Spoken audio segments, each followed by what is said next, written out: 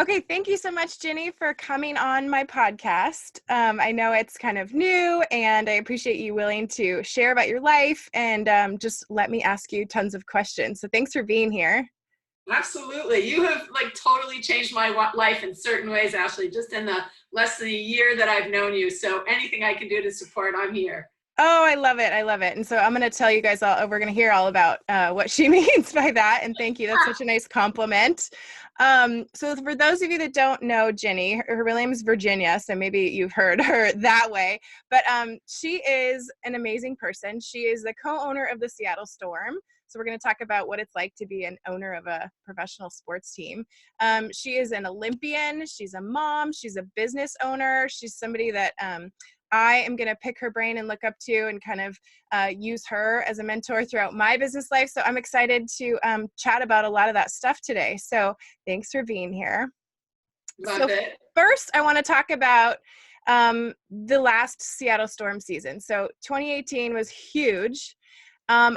I know from kind of a provider perspective how fun that was to watch these athletes that I'm working with and coaching and all of that go through this big wave of then winning the championship. I know kind of from the athletes what it was from their perspective, but what is it like seeing that and experiencing that from the perspective of an owner? Well, so, we went through this in 2010 when we won. It was the Storm's second championship, but it was our ownership group's first championship. This one was really quite different. In 2010, we knew that we had an amazingly strong team from the beginning, and that team just steamrolled the whole way through the season, went undefeated through the playoffs. In 2018, we lost our first home game, and we had just struggled the last few seasons. And I think the owners just looked at each other and thought, oh my God, can we do this again? Can we just struggle through another year of development? And of course the answer was yes. That's what we had signed up for. But it was really around kind of early July, I think, when the Storm got into first place. And the conversation in the media was, oh, the league is really close. It's really tight. There's, very little difference between the teams. I think there were, and to a certain extent that was true. But through the next couple of months, what was also true was the Storm kept putting a little distance between itself and the other teams, just a little. So winning a championship is really an exquisite feeling. This was slightly different again from 2010 because the hardest part of the playoffs, as everyone knows, was the semifinals. Because Phoenix was so strong and they took us to 5 games and it was emotional. It was everything you want sports to be.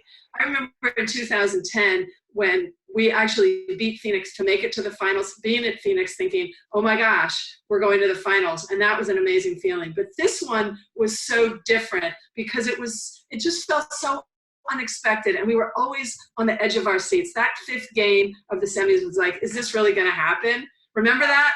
Yes. We will always remember that stuff, right? Oh my gosh, amazing.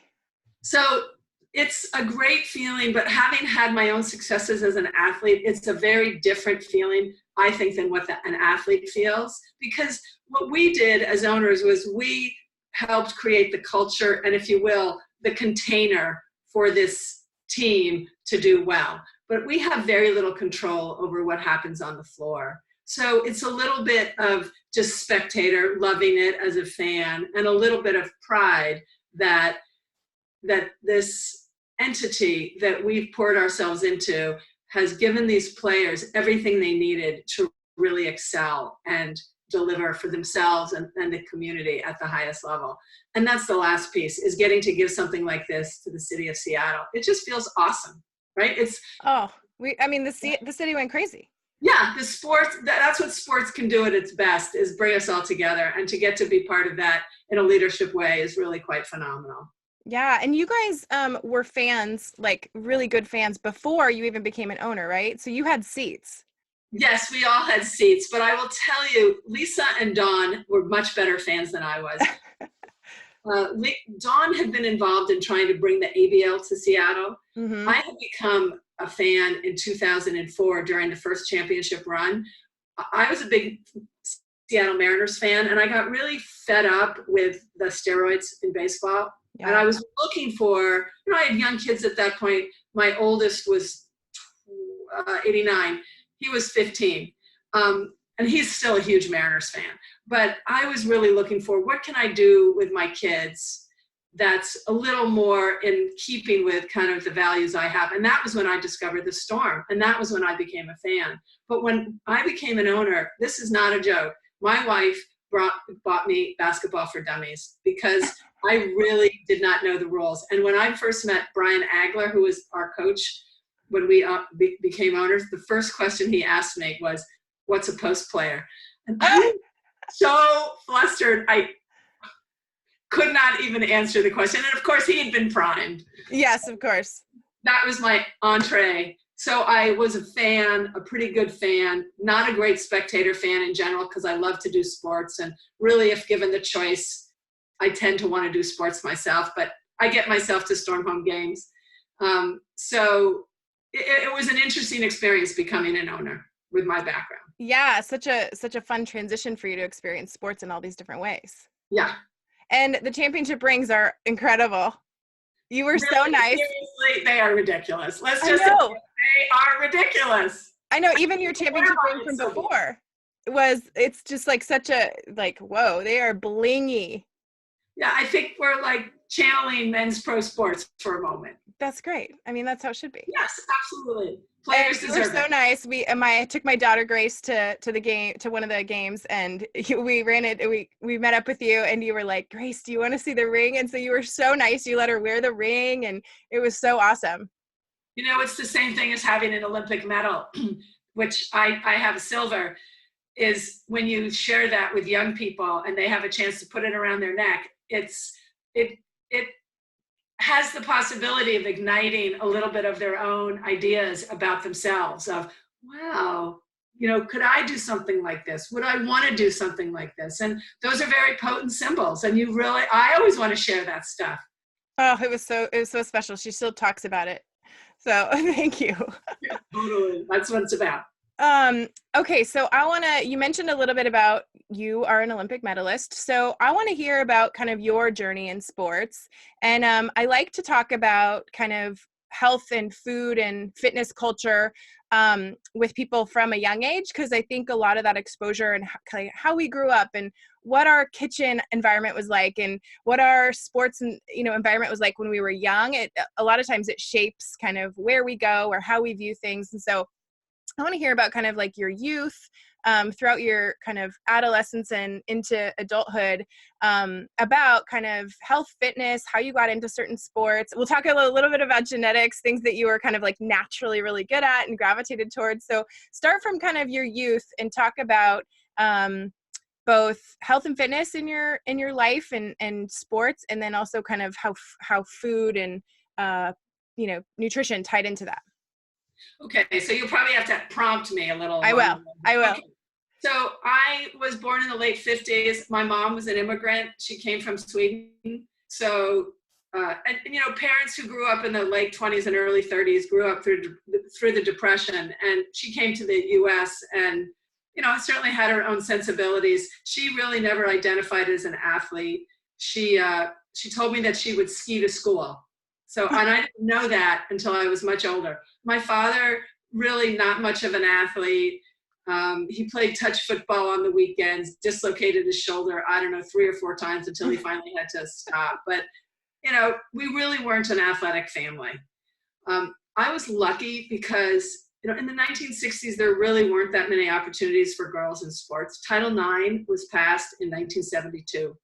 But I went to all-girls schools from starting in 4th grade through 11th grade. I skipped my senior year of high school to go to college a year early because I hated high school.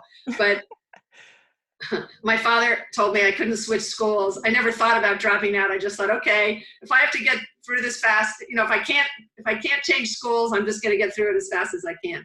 But so sports was part of the curriculum at my school. And my memory is I really wasn't very athletic, but I played sports. It wasn't a critical part of my growing up. And then I went to boarding school for 10th and 11th grade in Wellesley, Mass. And again, I did it a little, but it wasn't a big thing. My mom was 3-pack-a-day smoker, Lucky Strikes, like filterless cigarettes. Wow. And I was diagnosed with asthma when I was 12 years old. And I had really bad asthma. You can either grow into it in puberty or grow out of it in puberty. I grew into it. And I know a lot of it had to do with my environment. My mom, she would take me to it was an ear, eyes, throat, and nose doctor who diagnosed me. And I remember leaving the appointment, being in a cab. I grew up in New York City, and my mom was smoking in the cab. Oh man. When we went to the movies, we sat in the smoking section. That was just the environment I grew up in. And asthma was really bad in middle school and high school. I took shots once a week. I had inhalers that didn't really work. The medication back then was not great. I always felt really jittery. So that was a part of my growing up. And I really hated being asthmatic. It felt really unfair. Like everyone else had a body that worked. Why didn't mine work? And it was something that we all take for granted, as we should, is being able to breathe. So it was kind of a scary aspect. There were many times where I was up in the middle of the night, unable to breathe. And my mom was struggling with addiction in those years and had tried to commit suicide. So it wasn't like I had the best support. And I ended up living with my dad. And my dad's attitude towards my asthma was, just pretend you can breathe fine. And, really not wonderful. So there was that piece in terms of health and wellness. And that's kind of the early sports life. It's funny, in terms of food, I've been watching some podcasts recently on longevity. And one of the things that these guys have been talking about is interviewing different pockets of the world where people live fairly long. So Greece, Japan, like the blue zones. Costa Rica. Yeah, exactly. Parts of Italy. And I was laughing because a lot of these people who they've interviewed are talking about 50 years ago what the food was like and how natural and healthy it was. Well, in my family, my mother, that was the era when we used things like minute rice and potato buns. Like that was the cool new thing. Yeah. Packaged foods. Now, my mother also we sat down to dinner every night that she was sober. Things kind of, as the family disintegrated, stuff disintegrated a little, but still the basic habits from early years where we had dinner together every night. She cooked. She was a Swedish cook. She used a lot of, cream, butter. We grew up on Miracle Whip. I have never used fake butter. I've never used fake butter. I was like, no, I don't care what they say. What I've always said is I'm a white food girl. Butter, sour cream, yogurt, mayonnaise. Oh my gosh. That was like my food groups growing up. Yes. So, and Northern Europeans don't eat a lot of vegetables. We had vegetables, but it wasn't a big piece of our diet. Mm-hmm. So, I think in a lot of ways it was just standard American. My mom did not give us a lot of sugar, although early in their marriage, my parents would give us Sunday mornings, there were 4 of us, that we had this kitchen counter, and they would give us each a bowl of candy so they could sleep late, which of course. Oh my gosh, that's funny. We would eat the candy and then just go nuts. And they would try to sleep through the whole thing. That's so funny. Oh my gosh. I can only imagine kids with like a little, basically a free pass. Right, exactly. On Sunday morning. But I mean, now being a parent of toddlers, it's like, okay, I can see how you would get there, just buy me an hour or whatever it is. I'll just lock the door and cross my fingers and hope I can sleep a little longer. That's so funny. So that was kind of into high school. I went to college when I was 17. And I had actually seen rowing for the first time as a junior in high school. I said I went to boarding school in Wellesley, Mass. A friend of mine had started college the year before and was coming to Boston for this event. He said, come see the Head of the Charles. I was like, what is the Head of the Charles? Well, it is, for a long time, it was the biggest one-day rowing event in the world. It's now 2 days, but it is a massive rowing event that is on the Charles River in Boston. So I went to see my friend, and that was the first time I saw rowing. And I just thought it was the most beautiful thing in the world, standing on the banks. And I thought, oh gosh, if I can ever try to do that, I want to do that. So a year later, I was in college and I was a walk-on, and pretty much everyone back on in the mid 70s was a walk-on.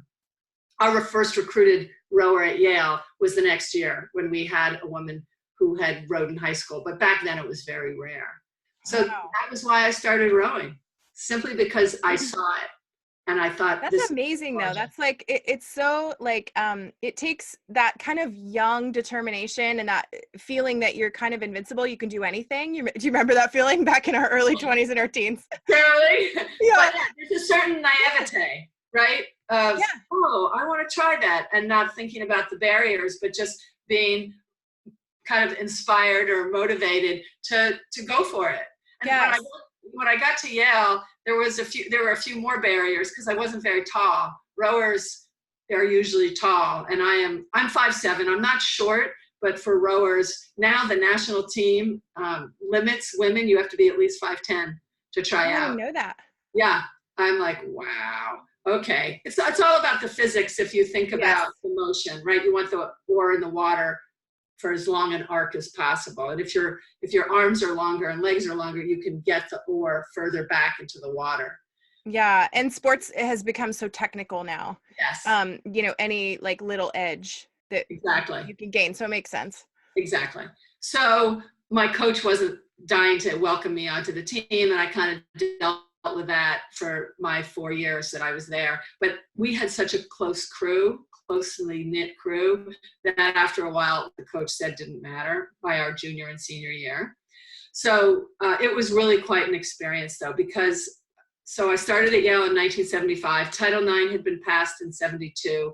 The boathouse at Yale is in a town called Derby, Connecticut, which is 12 miles off campus. So we would take the bus there, which took about 25 minutes. Wow. Lovely, lovely river. The problem was that there were no shower facilities for the women. So when you row, you get wet. First of all, you're sweating. Second of all, if you're in the middle of the boat or the back of the boat, the bow of the boat, the backsplash of the oars of the people in front of you gets you wet. Yeah. And if it's raining or snowing, you get the precipitation on you. So in the Northeast, the rivers used to freeze in the winter. So you would do indoor training, which you kind of loved and hated, because you loved it because it made you really tough. But oh my God, you were dying for the river to break, for the ice to break, because you didn't want to run stairs. You didn't want to keep doing weight circuits. You didn't want to go on the tanks. You were just desperate to get on the water. So in 1976, the river broke in mid-February, and we started rowing. So the way it would work is we would all drive out, men and women's teams would drive out together on these, school buses, would go do practice at the same time, separate practices, we'd all come off the water at the same time. The women would go sit on the bus for half an hour, 20 minutes, 25, so the guys could shower. No. We were in wet clothes, we were sweaty, we had no places where we could even change our clothes. So we'd wait for them. Yeah, we'd wait for them. They'd come on looking nice and fresh. Then we would drive back to campus and we would go to dinner, because Yale kept one dining hall open for us because we were late. It was after, we usually got home around 7. So then we would eat dinner in wet clothes, and then we would go home and shower. Go home and shower. Yeah. That was, so you get off the water. So it was about 2 hours before you'd shower. That's so wild and so crazy. Yeah. So we had 2 women on our team who had been on the 1975 national team, and they were training for the Olympics. And in 76, the games were in Montreal, and the Canadians introduced women's rowing. Back then, every host city could add an Olympic sport. That's no longer the case. And they chose women's rowing. So 76 was the first year that there was a team for women rowers to compete for. And one of the women at Yale who was competing was a woman named Chris Ernst. And a movie that you want to see is called A Hero for Daisy. It's a documentary on Chris. And it's about her. Yeah. Daisy was the documentary filmmaker's daughter, who was young, probably Grace's age. And she now, you're not going to believe this, is a rower at Yale. No way. Full circle. Anyway, it's a great documentary. So it's not a podcast, but still, it's definitely a must-see. So Chris was very feisty. She was shorter than I was. She was 5'5", really tough woman. She was openly gay at a time when that was, again, 1970s, Right. pretty tough row to hoe. She didn't flaunt it, but you just knew she was gay. She was a fascinating woman, really smart. And she really did not like that the women were being treated so badly. So she and this other woman who was trying out for the team, Olympic team, named Ann Warner, we were all sitting on the bus one day, and they were the leaders of the team. And the good thing about being on the bus for 25 minutes without the guys is, you're talking. Yes. Started talking about the lack of facilities. And Chris and Annie started this back and forth of, what should we do about it? And they were joking. So they were saying things like, oh, maybe we should go into the head of women's athletics office. Her name was Joni Barnett. And let's take a bucket with water in it and a sponge and a bar of soap and pretend to take a shower in here. Yeah. And then Annie's like, or Chris says, oh yeah, we could take our clothes off. And Annie then said, I dare you. Now, I didn't know this at the time, but when they were working out together and training, they would dare each other to inspire each other to lift more weights, or, how many reps can you do in a weight circuit? So it was their own lingo. Mm-hmm. And of course, once you say it, gauntlet is down, there's no turning back. So early in March, Chris Ernst got an appointment with Joni Barnett, and 18 of us joined her. We wrote Title IX in Yale blue ink on our backs, put on our little cotton sweats that was our team issue, and all went tramping into this appointment. And there was a photographer from the Yale Daily News and a writer from the Daily News who was also a stringer for the New York Times. He was the only guy in the room. So Chris had written this very cool manifesto, which I think I have on my website. And she stood there, gave the signal. We all took our clothes off. Oh my gosh. Turned around. And so what Joni was seeing was Title IX on all 18 backs. And Chris is just standing there naked, buck naked, facing her, and starts reading. And the first line is something like, these are the bodies that Yale is exploiting. It ended up, actually, even though it started as a joke, it ended up being profoundly serious. Oh my God, yes. We had at least one person on the team who decided not to go be part of the protest. She realized she had a scholarship. She was afraid she'd get thrown out of the university. We literally didn't know what would happen. And then, of course, the first thing that Joni Barnett said was, do you want this man in here? And Chris is like, shut up about the man and listen. The guy turned around and just did his writing, so he wasn't looking at us. Yeah. The next day, it was on the first page of the second section of the New York Times. It went out on the AP Wire. The International Herald Tribune picked it up. This was the world's version of viral. Totally. In the pre-internet days. And the president of the university started getting phone calls and letters that ranged from, why did you ever let women into Yale? The university had only gone co-ed in 1969, so we're 6 years into it. Yep. And then others said, get those poor girls a shower. And of course, we had invoked Title IX. It was federal legislation. They were breaking the law, and they added to the boathouse the following year. Oh my God, that gives me chills. So that cemented so much about me and sports. I had found my group, right? And yeah. I got to be a badass, and I didn't even realize what a badass group we were. It was very gutsy. It's the exact thing that young people need to do. Yeah, I mean, the cojones it takes to go and just drop it. And but that's female empowerment right there. And standing up and being ballsy and being gutsy and putting your foot down. Yeah, it was really impressive. I was 17. I was a baby. I didn't really understand it all. I learned more as I got older, but it was a defining moment. What I say about it now, realizing, looking back, is that was, what Yale was about for me. I was I grew up on Park Avenue. My family had a lot of money. There was certainly ways that I was not privileged in terms of my family's dysfunction, but I was really pretty sheltered. And I got radicalized at Yale. That's where I became a feminist. That's where I became kind of the centerpiece of my life has been access to opportunity. That's why I'm a storm owner. STORM is the intersection of sports, business, and social change. Sign me up, Buttercup. That's where I belong. And it's really interesting being an owner.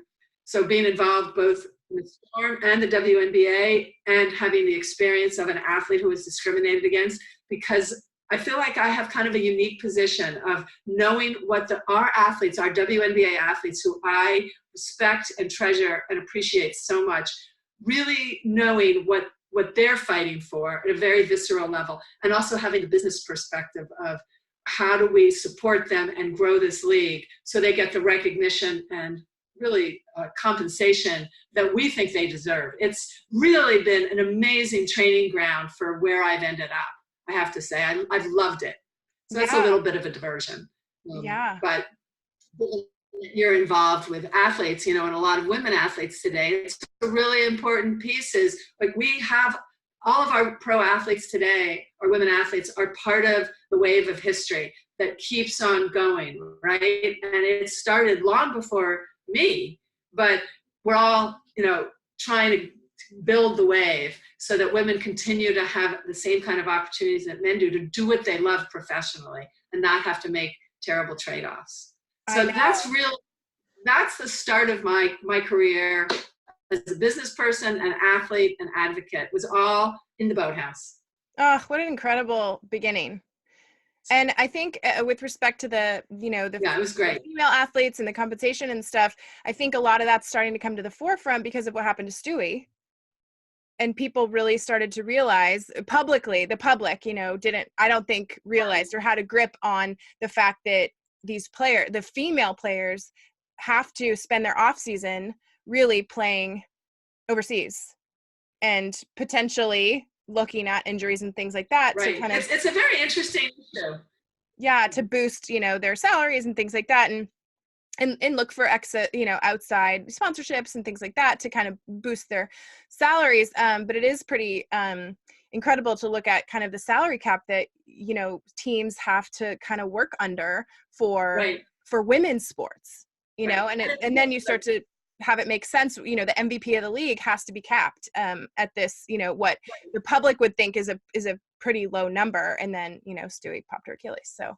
Right. And then you look at still how few teams are able to get enough people to come to their games, and the facts of American culture still not stepping in, average people like you and me, not necessarily understanding that they actually have a say in how women's pro sports can grow. It's a very intricate cultural issue, and it's fascinating to be on the inside. Sometimes it's frustrating. Mm-hmm. There's a lot of things that have to come together, and kind of what I think is you can wait for change to happen, or you can agitate for change. You probably know which camp I'm in. The WNBA actually, in and of itself, and certainly the STORM, agitators for change. Absolutely. That's kind of what it's all about. So I think for people listening, one thing that I think you guys can all do, like tomorrow or in the next few months, is to purchase STORM tickets. Yes, absolutely. And go to games. Watch them, watch them on TV. We're on CBS now, or ESPN, live access. So all that stuff. Because all that creates, better momentum when you're in the boardroom arguing for certain things. Those things come up, ticket sales and exactly right. So because I think there is an economic reality to the league still. Yes. So. Okay, so if you haven't been to a STORM game, go. Absolutely go. Very fun for kids and if you're not going to a STORM game, God, get yourself to France. Yeah, no kidding. Right? Megan's playing it just a few hours. I know. Oh my God. That has been incredible. Incredible to watch. Okay. So do you want me to loop back and talk a little bit about how my nutrition started to change when I went to college? Yes. So yeah, I want to kind of move into because we've talked about like fitness and muscular, all that stuff and kind of that piece of it. So let's switch over into kind of the nutrition piece, how you grew up with it, and then we can start to talk about what we've done. Awesome. So I talked a little bit about how I grew up. I went to boarding school. The food was what the food was in the early 70s.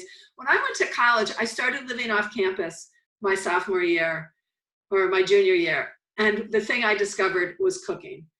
And I I bought the books Diet for a Small Planet and Recipes for a Small Planet and became a vegetarian for a while. In fact, through a lot of my early training, I was a vegetarian. Oh, interesting. I didn't know that about you. Yeah.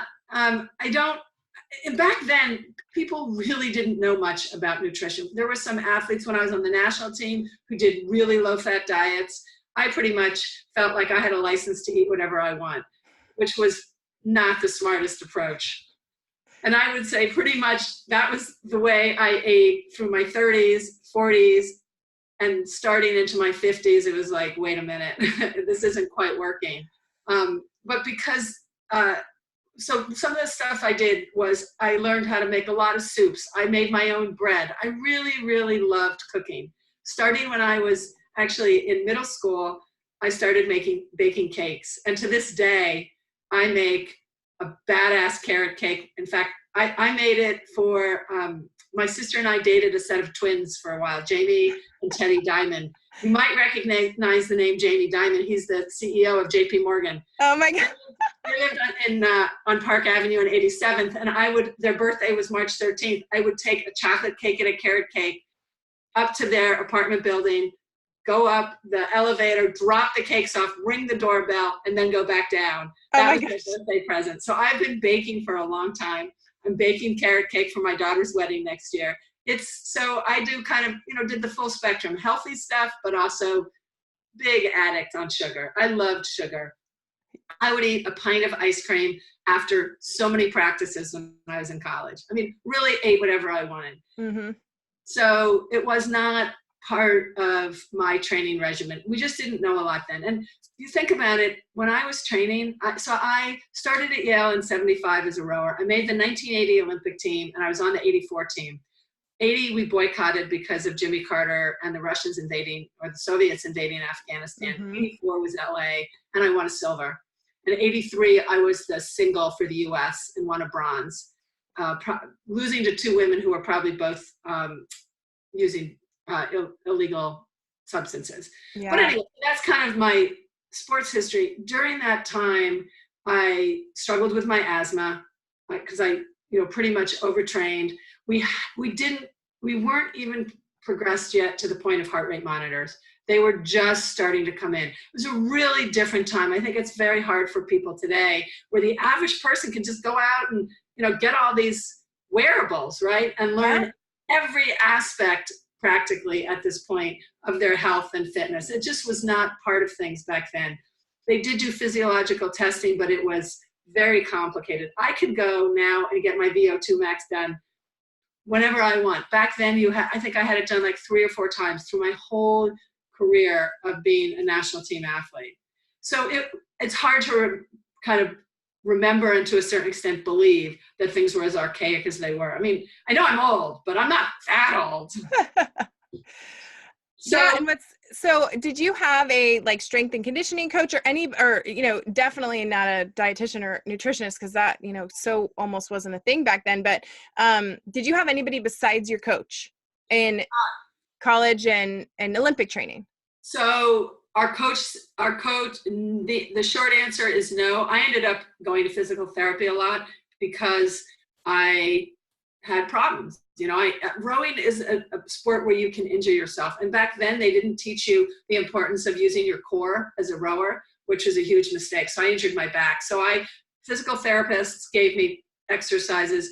Coaches were pretty much responsible, not just for your technique in the boat, but your endurance training, strength, so strength and conditioning were all done by the same person. Right. That's no longer true in the college environment, but back then it was. And I did go to a nutritionist. But, the information was, whole grains, try to balance things out. There was not a lot of understanding back then about, everything was really always calorie based, right? Mm-hmm. So and even then, even though I was training a lot and I certainly wasn't overweight, I was always worried about my weight. I think that's just still the part of the cultural sin of what happens to women, especially. Yes.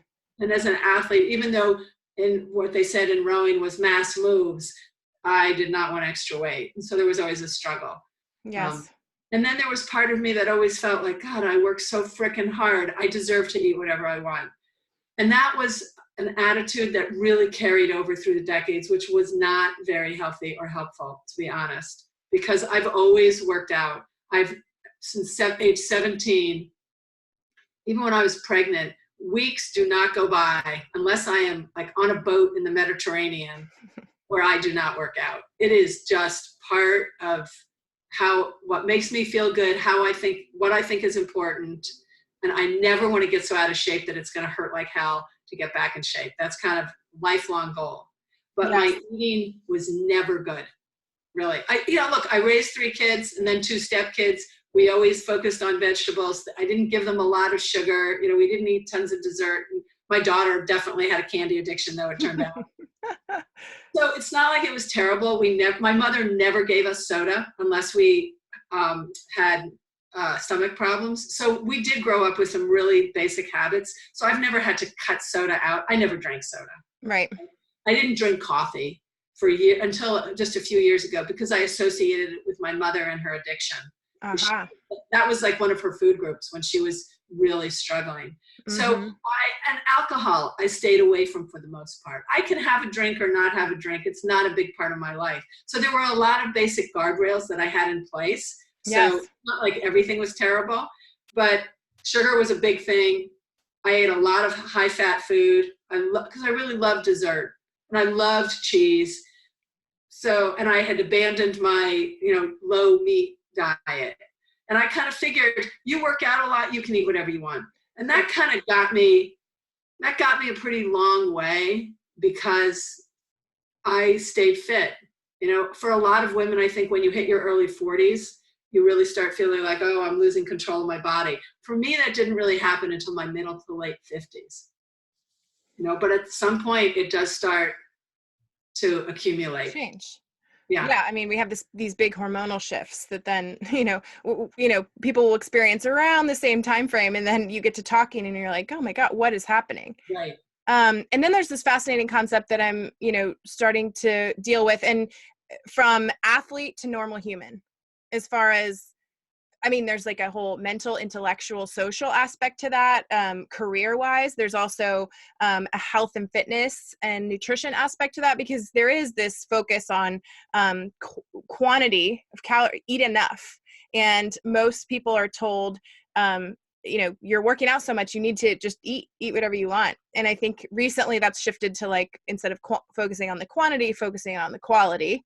Right. And now it's getting so technical. And that's where, where I come in with athletes is, different people need different macronutrients and different help with certain micronutrients and all of that. But that ingrained thought that, you just need to eat and you need to eat enough. Then when the training drops down, so much, that's a whole new step.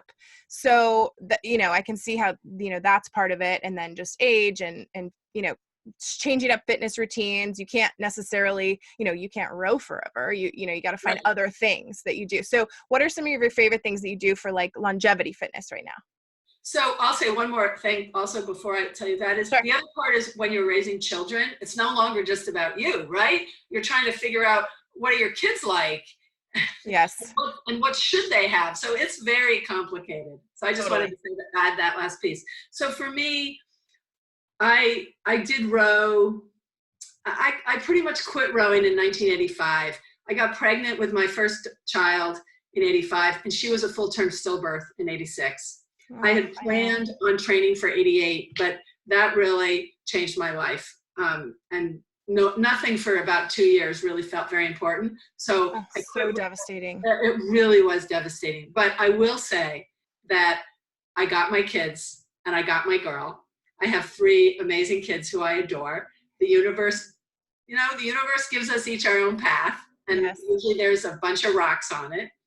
So I feel very blessed, and I feel like even that daughter of mine taught me a huge amount about what it meant to be a parent and what love is all about. So it's okay. But she got me to quit rowing, which wasn't the worst thing in the world, because I think that process of retirement can really be protracted and painful. So I just got out of it. And for a long time, I was a runner.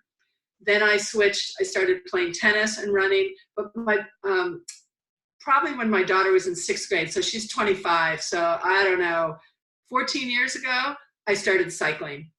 Yes. So, and now I love cycling. You're outside, you can make yourself hurt just like you can in rowing. Yeah. Endurance, like no pain, it doesn't count. So I'm still a cyclist, and I've added in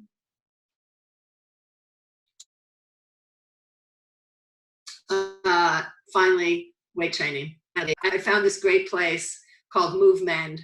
A guy named Aaron Shaw, who just opened a new place actually in East Lake and has a place in Redmond now.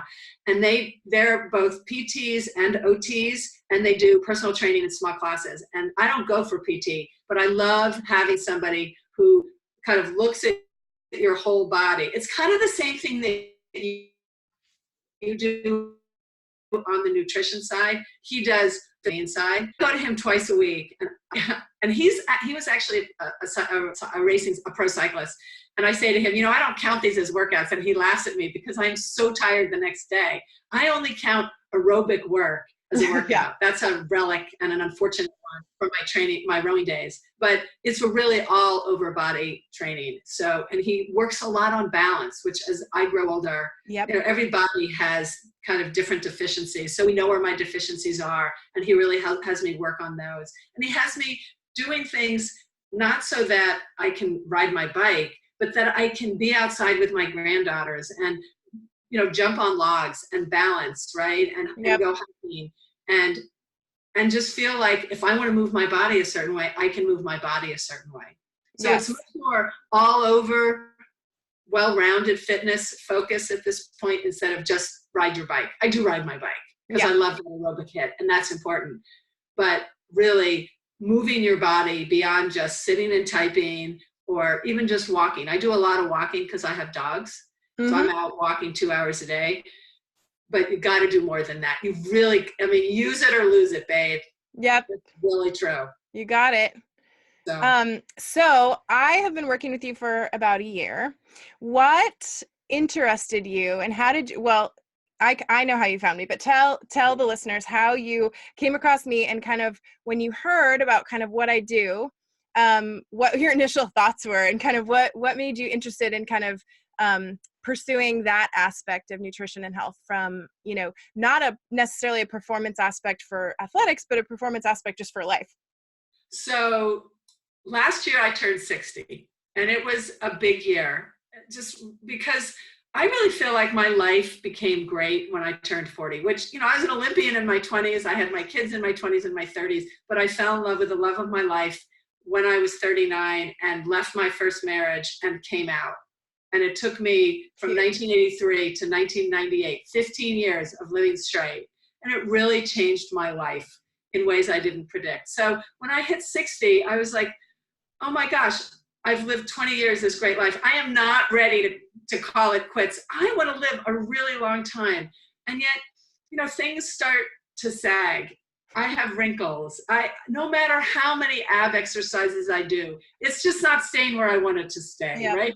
I say I need a butt girdle. Now I understand why I have hips. My butt has moved. I say it kind of laughingly, but there's also a little, it's bittersweet, right? I don't know where the sweet is on that part, actually. It's just a little tough because I've worked so hard, and I'm vain. I'll admit it. I'm also going to have work done. So all this was kind of simmering inside.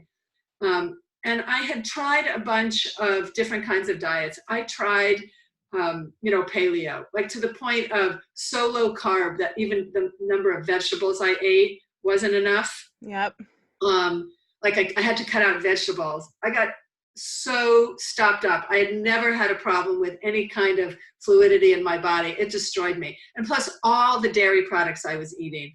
So this had actually started about a year before I met you. It started in the fall of, last year was 18 of 17. And I went on Whole30 and cut out everything. You know what Whole30 is, right? Of course. And it's funny, a side note is dietitians have been doing, can you see me again? Ashley! Am I coming back?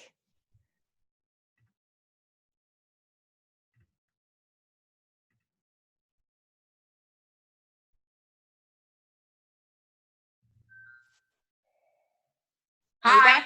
back? Okay. Wait, Sorry about that. it's okay. Okay, let me make sure it's still recording. Okay. Awesome. Okay. So funny thing about Whole30 is dietitians have been, can you see me still? Yeah, I can see you. Okay. Dietitians have been talking about elimination diets for forever. And Whole30 is basically an elimination diet. So when that came out, we were all just like, yeah, it's what's new? What's new about that? But something that we as science people sometimes suck at is marketing. And so Whole30 is like an elimination diet that is marketed so beautifully. So like, congrats to that team that developed Whole30. But it's a super helpful tool that you can use. And you got a lot of I did. benefit from it. Right. And I think what happened was my wife was turning 60 that year. So both of us were looking at like, okay, how do we do this? And my wife really was struggling with her weight and has kind of struggled for a long time. So I decided I was going to do Whole30. Well, I did Whole30 for 5 months and I didn't lose that much weight, but I felt incredibly good. She did not do Whole30, but she cut out dairy and she lost 40 pounds. And to this day, awesome. We don't eat dairy products anymore. And I, that Swedish girl who like white food girl, yeah. Oh my God. It's very hard still. I used to, I'm not kidding, drink heavy cream out of the carton. Okay. That's who I was. That is love right there for Jerry. And even now, if someone brings it into the house when they leave, I'm like, Lynn, you got to pour it down the sink because I can't throw it out, but it needs to go. So that really helped me just kind of get a handle on what felt good. And I did feel really good. It's not like I have that much inflammation in my body. I don't have that, many aches and pains, but I just felt lighter. So then last year I had a few athletic goals. I hit those. At the end of every season, I have, usually I try to go out, I try to take Sue Bird out to lunch. She and I get to talk about not just our team, but we talk about the league, and I always have ideas I want to run by her. So she and I had lunch, and I was telling her just kind of where I was, and she said, "Oh my gosh, you need to talk to Ashley." And that was, and I'm like, okay, this is a twist. Here I have this amazing 38-year-old telling me, giving me nutrition advice. I love this. I'm like writing down, I didn't have to write it down. She just texted me your information, and I was reaching out to you right away. And that's how it happened. So it's been not even a year. And you really came at a great time because I just want to have the best life I can. And for me, that means being as active and as healthy as I can. I would love to live to 120 if I am with it. Right. And everything that you do helps me really learn about myself. And I think that's what the science is really starting to show. And certainly all the fad diets, they work for some people, but everybody has their own chemistry.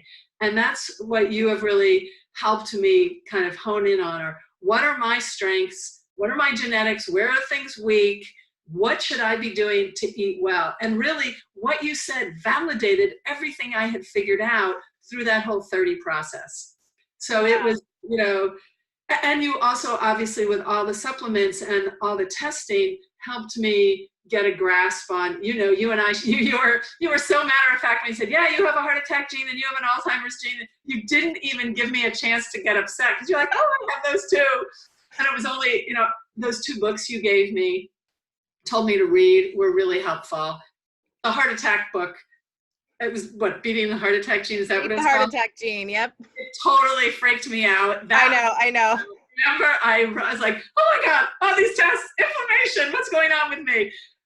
You were great. You got me calmed down. But it was, I think learning about yourself from all different angles is really valuable. And I think a lot of people are afraid to learn. Yes. Because what am I going to find out that's just going to be ruinous information? But in my experience in life, if you can face what you think is the worst, paths open up that will help you figure out your way through. It might change your life in some ways that you might have thought you didn't want, but information really is power. It gives you choice. Well, and you were so fun because you're so game. So, right. So, the way I work now is I kind of require, if you're going to work with me, I require you to like do this kind of like extra barrage of things. So I require you to get a blood draw. I require you to do your genetics because, you know, within the health community, there's still people debating on whether or not that's something that is helpful. And it's like blows my mind. The way that I can personalize nutrition and supplement regimens. I mean, people are going crazy with supplements, and it's like, okay, well, I can actually tell you what's worth it to take, what you don't need, what you need. It's changed totally the way that I practice.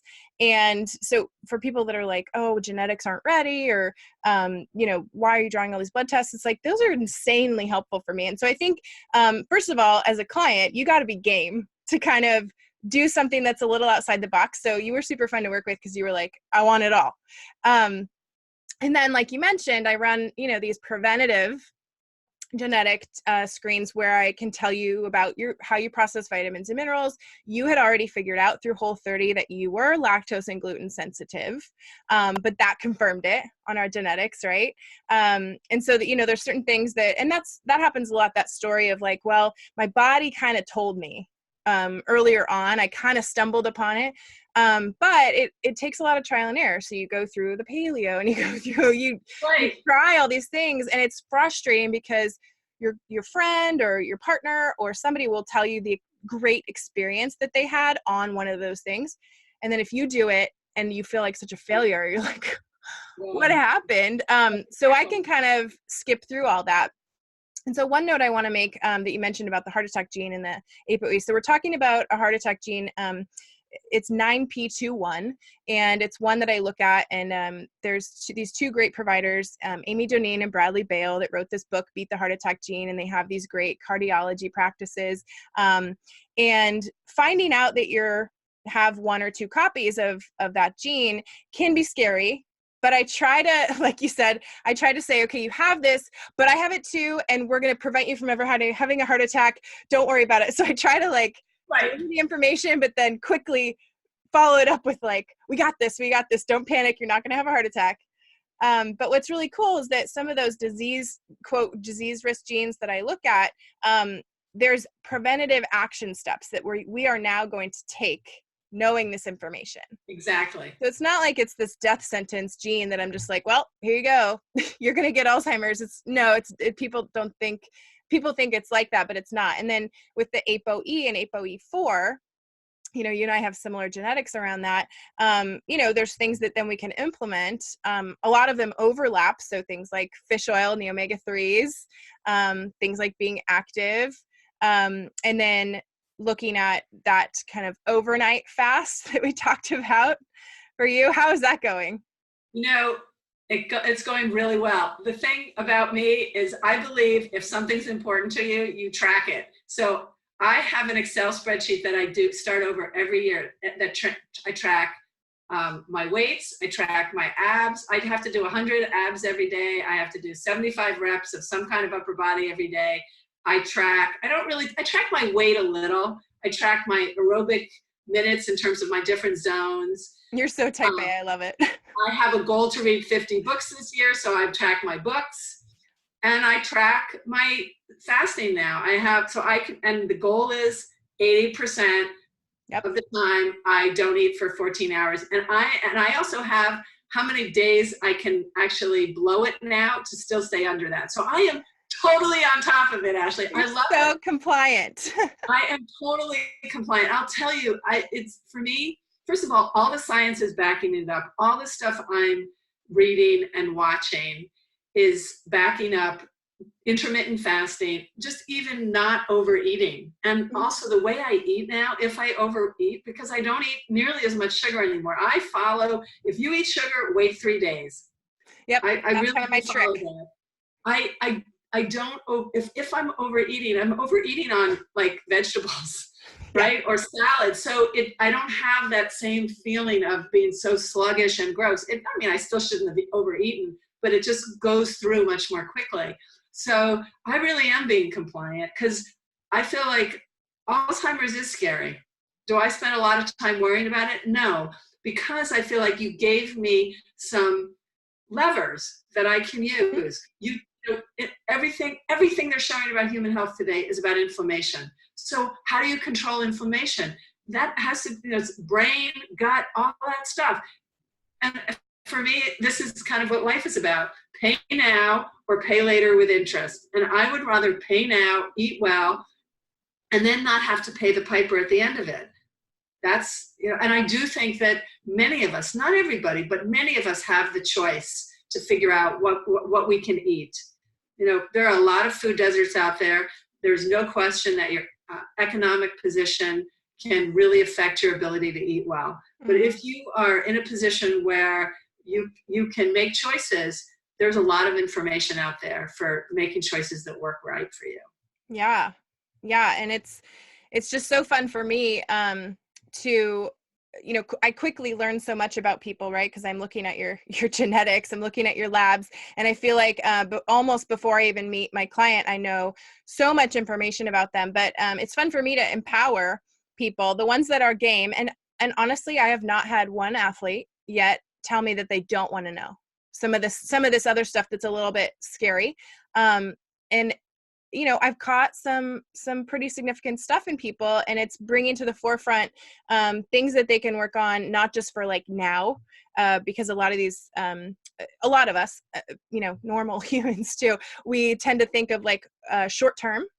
What's going to happen now? I want to, and a lot of people get into health and nutrition because they like, they have a wedding coming up, or, they want to get healthy for, blank, they want to run a marathon or something that's pretty short term. But I get to talk about like what we're going to do to prevent things in your 50s, 60s, 70s, 80s, right, that you can start now. And a lot of those people that are suffering from kind of dementia and Alzheimer's and things that are a little scary in their 70s and 80s, what we're learning now in the research is that you go back and all that started in their 40s.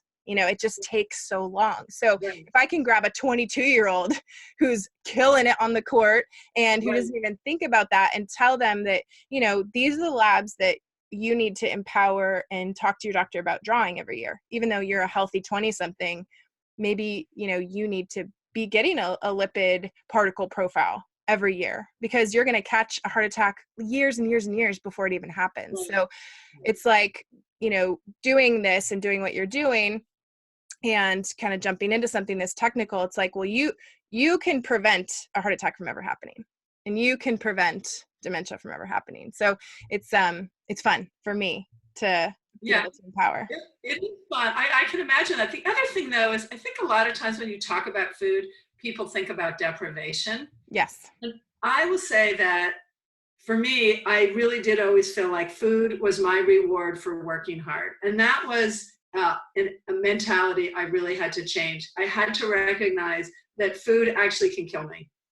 Really, it could kill me. And I knew anyway, because I could feel the signs of not feeling good. Like I knew I was addicted to sugar and I didn't like it, but I couldn't make myself stop. And the information you gave me, I had obviously started this before I met you because I did the whole 30 thing. I got to some kind of tipping point where I realized I couldn't keep going that way. And I would, people really need to listen to themselves and think about what they want their lives to be like. It's really, in some ways, that simple. But I have to say, I do not feel deprived at all. We have monthly birthday parties for our kids. We have 5 kids, and so we have grandkids and in-laws. And so usually there's someone's birthday. Every 2 months we're having a birthday. And I'm still baking cakes. And I have cake, but I never eat ice cream anymore. And I don't even look at it and think, oh, I wish I could have it. I just think, okay, I'm having this piece of cake, and I just know how I feel. So that definitely required some shifting. I look at cheese. I loved cheese. No, I don't want cheese.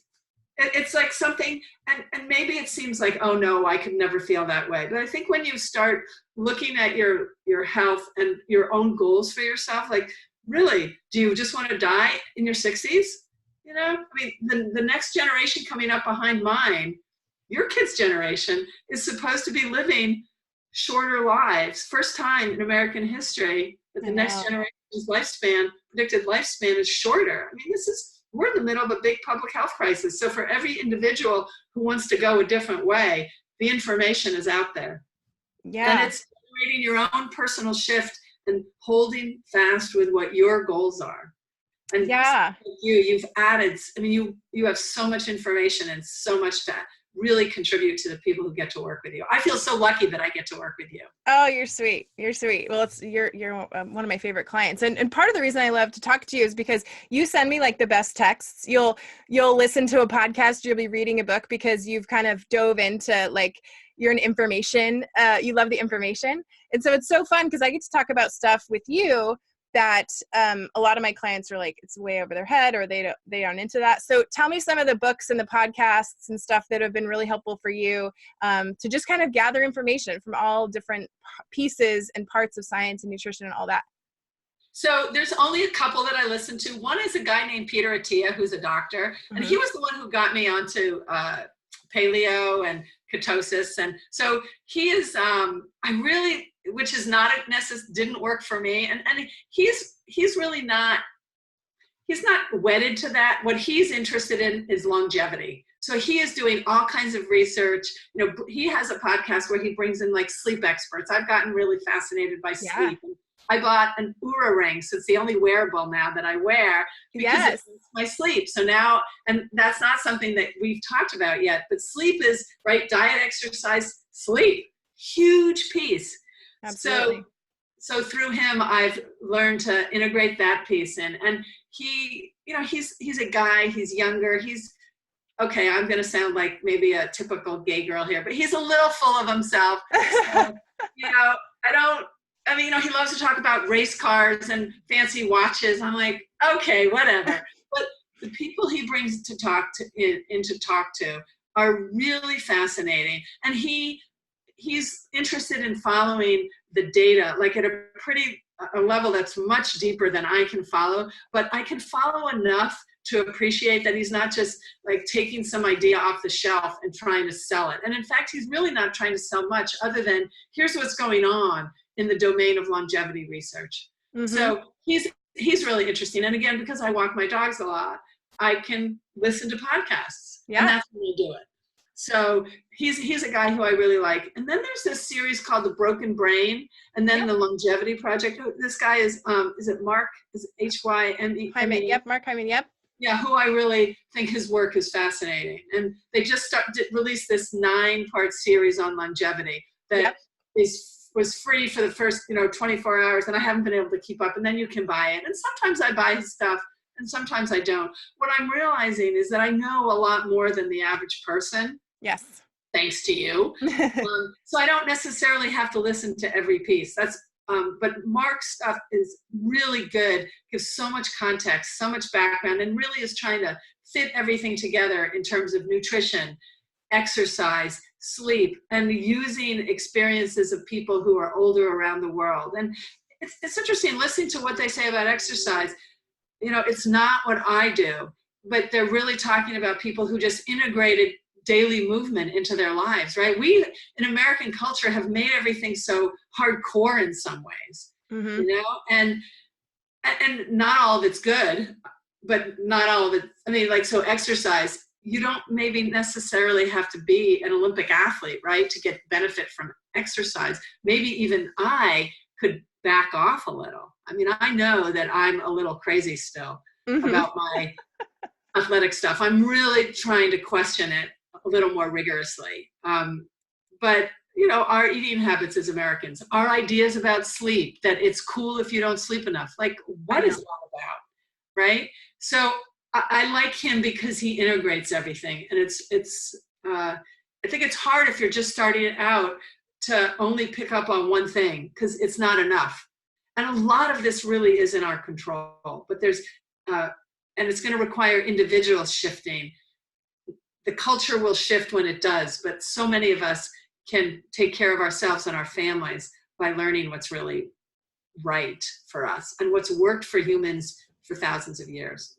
Yeah. Well, I love that you like some of the deep science. A lot of people, I think, are shy away from that because it feels like they're going over their head. But I think one of my big passions is scientific literacy. I think we're a very scientifically illiterate country right now. And you can see that with people, you know, the flat earth movement is growing. And it's like things that are just like, you know, it is not an opinion, it is a fact. That's what science is. And so it's cool to see people like you, even if you can extract a tiny little pearl or tiny little gem from what people are talking about, and listen to various different angles, right? Because we also don't want to get into confirmation bias within science. If you only listen to, only functional medicine podcasts, which is kind of like what Mark Hyman is in, if you get stuck in that, then you're going to be tunnel vision, and you're not going to see some of the very conventional medicine things that do work or are really important. And so it's good for, people out there to realize that, and for you to spread that knowledge too, that you've gained, talk to people and share what you've learned, and good for people to kind of get it from different angles. I think that's what makes us better, makes me a better provider, makes me a better clinician. And then, empowers people like you to really like ask the right questions to your doctor and be aware. And, like you said, a lot of this is in your control. So take little gems and almost like biohack, with yourself. Right. Exactly. Yeah. Also, each person has their own strengths and deficiencies. So as I go forward, I'm thinking a lot about my asthma medication. I use inhaled steroids every day. Now, I use a quarter of the dose, but I find myself thinking, oh, what are the long-term implications of using that medicine? But what if I don't use it? And, asthma is a sign of inflammation. So it's not like I'm inflammation free. So I'm kind of trying to figure out, well, is there a right doctor out there who I should go to, right? Like, where is the asthma doc who understands my athletic bias, also understands my health concerns, understands the science of asthma, but isn't just going to shove medicine down my throat, right? Right. And medicine has a lot of progressing to do. And it's hard to know always the right way to go, but, just doing the research, figuring it out, going slowly, asking good questions. I think that's all within many of our capacities. Totally. Okay. So shifting gears a little bit, speaking of books and podcasts that we love, you wrote a book. I did. Okay. So that came out in 2015. Yeah. So a lot of that's the background, some tidbits that you've shared with us today. Yes. Yeah. It was a memoir. Yeah. Yeah. So tell me about that book, and then where people can purchase it. Because I know even though it's a few years old, it's still totally around. So where can people get it?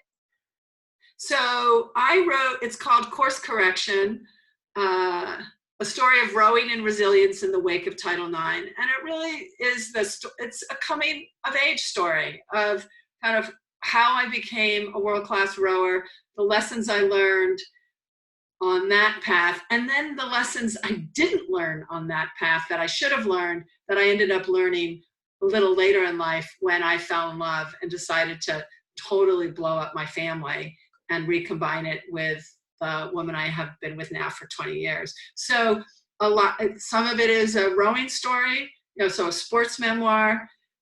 Some of it is a coming out story. Some of it is a dysfunctional family story, all kind of put together. I wrote it when I was in my early 50s, after my mom died. And what I loved about the whole thing was getting to do something so new and so intellectually challenging at a time when a lot of people are thinking, oh, you're 50-year-old. So it was a really great experience. And, finding an agent and getting a publisher. Beacon Press published it. So it was a really wonderful adventure, and then going on book tours. I loved it. So that you can get it at Amazon in Seattle. I'm pretty sure Elliott Bay Books, local bookstore, love them. Always go to them first. So it's around. And, for folks who read Boys in the Boat, which was a bestseller, that was about the UW crew, 1936 Olympics. Course Correction is kind of an interesting bookend, if you will. Boys in the Boat was a different, 50 years earlier, a men's team. So it was written by a writer who was writing about rowing. Course Correction was the 80s. Again, political impact on the Olympics. In the 30s, it was Hitler, rise of Hitler. We had the Olympic boycott. This is written by somebody who was a rower herself, and it's obviously the story of one person, not a crew. And it was female, right? So a lot of, kind of different perspectives, same sport. Yeah. So it was a lot of fun to write, and it was, really I did it because there's so many naysayers out there, and I had to figure out how to follow my dreams without a lot of positive feedback. I had a coach who was like, "You'll never make an Olympic team." My father was saying, "Look, I paid for your college so you could go out and get a job. Like, let's go."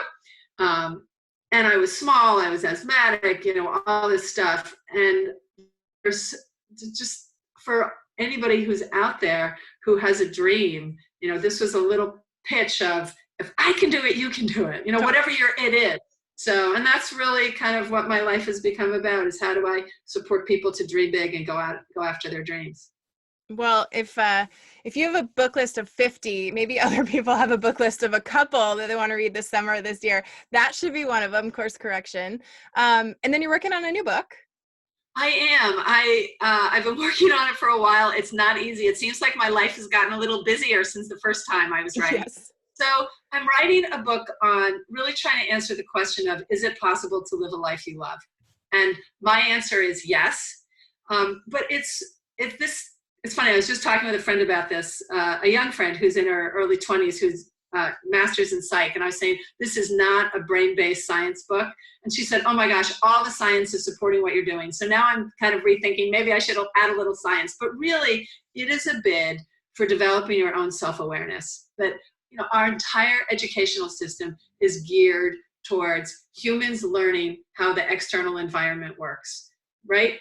Figuring out, how do I make my life work based on the outside world? But rarely do we get encouragement to understand, explore how we came to look at the world we do, how we have integrated certain life lessons from our youth that are now controlling us in big ways and small, and wondering whether we can shift that around. So I created this conceptual framework called the given world. It's the world you're born into, that is comprised of the facts and the events and circumstances, and then the meaning you make of them.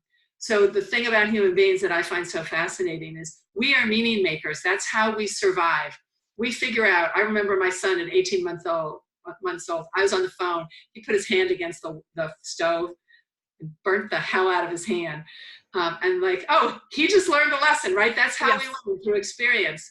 But that's a very tangible lesson. That was a good lesson to learn. But what about the lesson that I learned when my parents were breaking up and my mom tried to commit suicide? And I didn't even know that I incorporated a lesson of how dangerous it is to love, right? That you should never put your eggs in one basket. And no one, when I was 11 years old, was sitting there saying, "Okay, what did you just take from that experience? Oh, that's the wrong lesson. Here's the right lesson."